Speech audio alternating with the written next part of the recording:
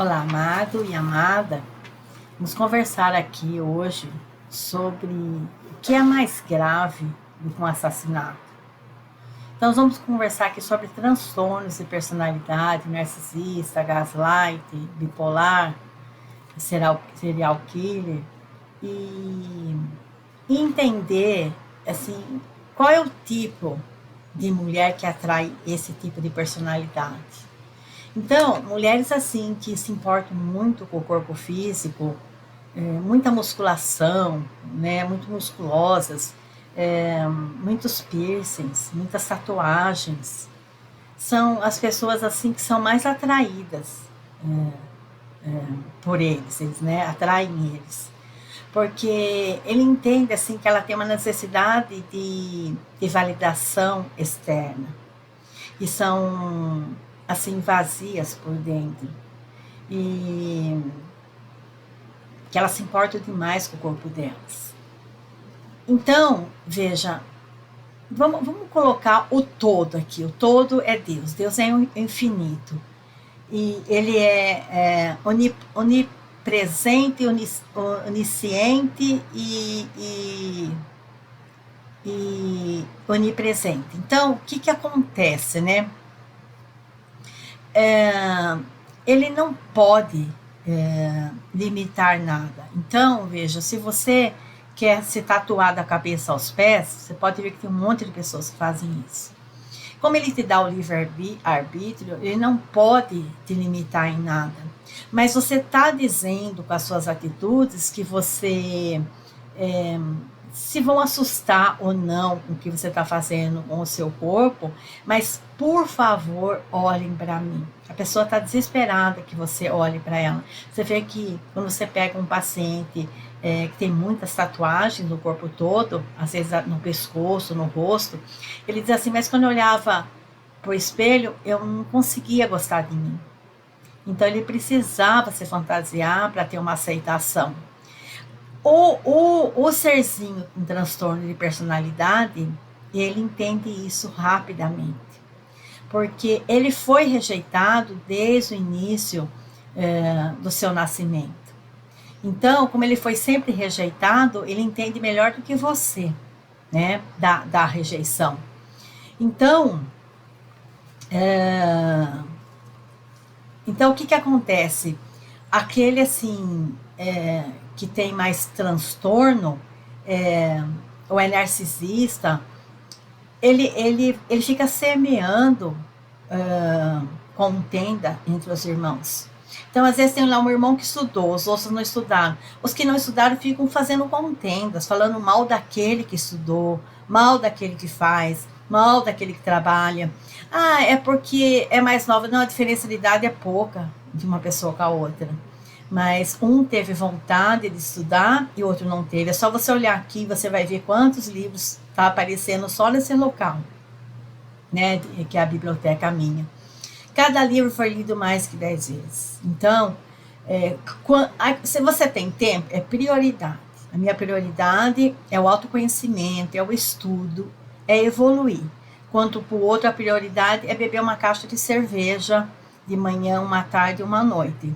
Quanto que para o outro, a prioridade é em barzinho falar mal da vida dos outros. É usar droga, é se tatuar. Às vezes a pessoa não tem o valor para se tatuar, mas ela parcela, mas ela vai se tatuar, porque ela precisa chamar atenção, né? O vazio é muito grande dentro da pessoa. E então, a língua é uma arma perigosíssima. Muitas vezes você mata sem você precisar de um revólver, de uma arma, nem uma arma branca você precisa, com a língua você mata de uma forma mais cruel, né? Mas a gente tem que lembrar que tudo que a gente faz para o outro, volta. E em Gálatas capítulo 6, diz assim, que a lei do retorno é inevitável. E lembrando assim, sabe, que as pessoas com transtorno de personalidade, principalmente os psicopatas, eles não têm olfato. O que é não ter olfato, Maristela? Você pode ver que eles matam, às vezes é serial killer, matam em série, eles emparedam os mortos na sala da tua casa, ou num quarto ali, onde se entrar a polícia ali dentro, né? Às vezes a Polícia Federal entra lá dentro para uma investigação, eles apertam o nariz, eles põem máscara, eles não aguentam o odor, né? E o psicopata não está sentindo nada, né? Você vê uma pessoa que tem transtorno de personalidade facilmente pelo carro que ela anda. Se ela abrir a porta, cai tudo para fora. É um fedor só. E para fora do carro, além de estar sujo, ele é todo amassado, porque o carro é uma extensão sua. O carro, a casa é uma extensão sua.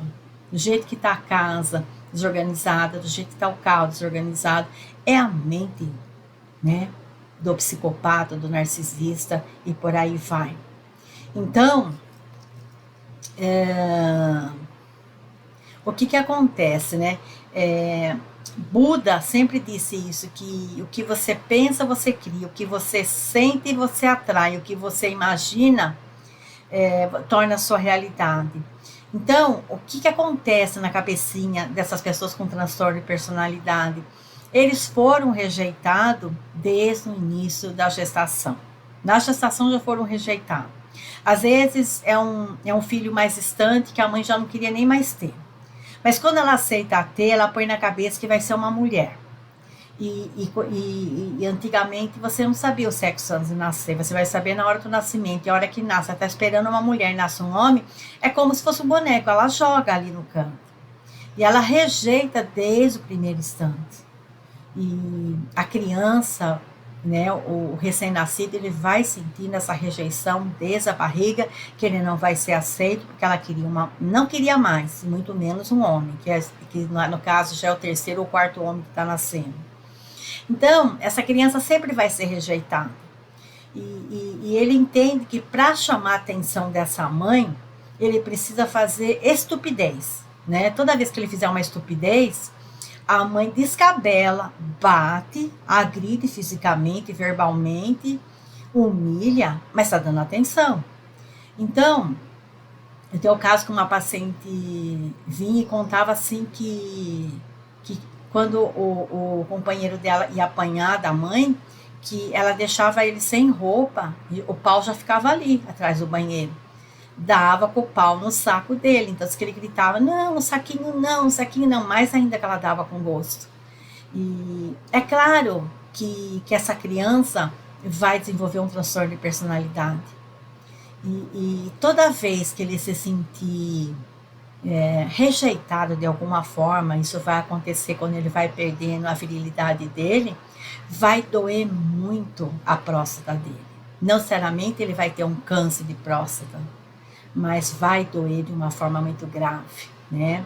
Às vezes, para lidar com essa rejeição materna, é um homem, às vezes, que transava, assim, com mulheres em série, assim, se só quisesse, vamos falar o português claro aqui, o buraco. E ele não satisfazia com elas, é claro que nem elas com ele, porque ele não está preocupado em satisfazer elas, automaticamente ele não vai se satisfazer também. Então, ele vai sentindo sempre essa rejeição, sempre essa rejeição. É um homem que jamais vai fazer sexo oral numa mulher. Se ele fizer, ele vai fazer obrigado e vai procurar não fazer mais. Porque a rejeição que ele tem com a figura materna é tão forte que não deixa ele ter uma vida normal. Toda a raiva da figura materna ele vai transferir para a companheira. E se essa companheira tiver filhos, homens, e for uma mulher centrada, boa, que mesmo sendo massacrada, ela continua sendo boa para os filhos, ele vai ter inveja desses filhos também e vai tentar prejudicar o máximo que ele puder. Então, antes que alguém aqui vá me perguntar depois nos comentários, como eu saio disso? Né? Onde está a solução? É sair desse relacionamento. Sair com inteligência, com sabedoria.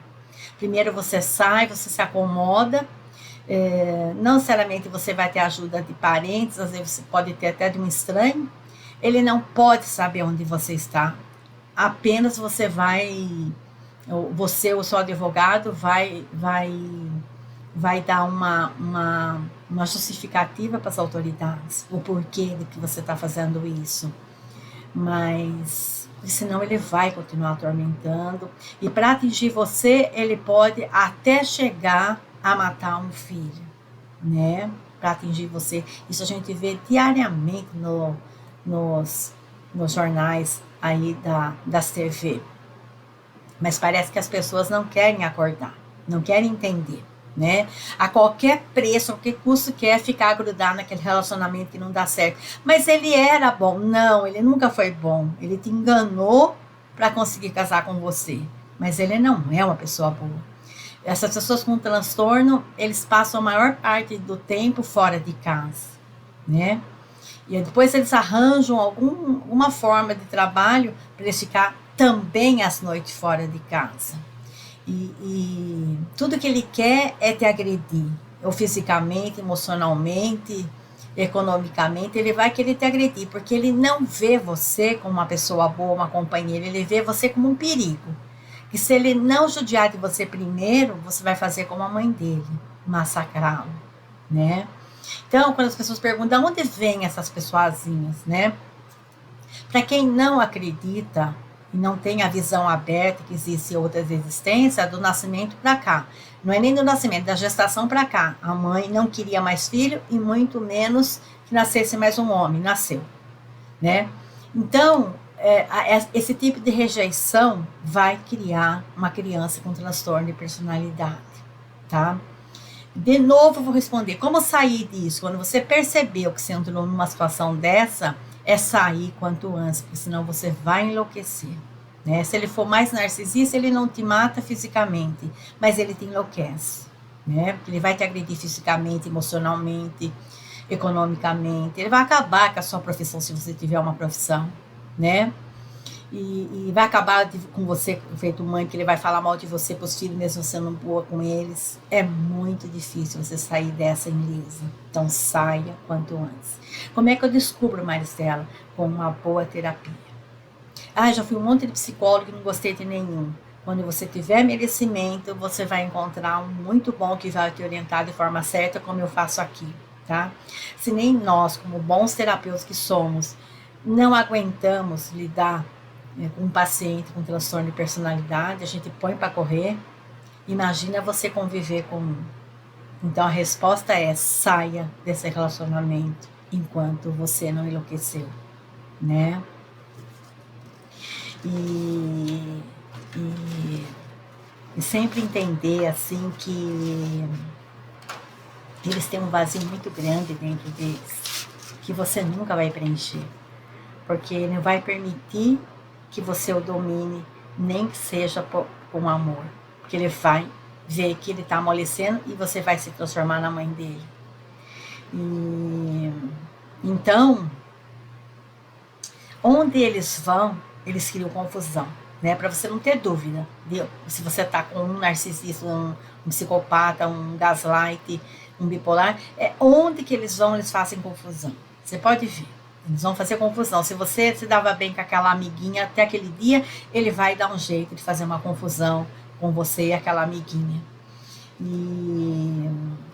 Então, é uma convergência de neuroses, assim, ele precisa do suprimento seu, quer dizer, ele conta aberrações que ele fez, o que ele faz, e quer que você fique desolado, né?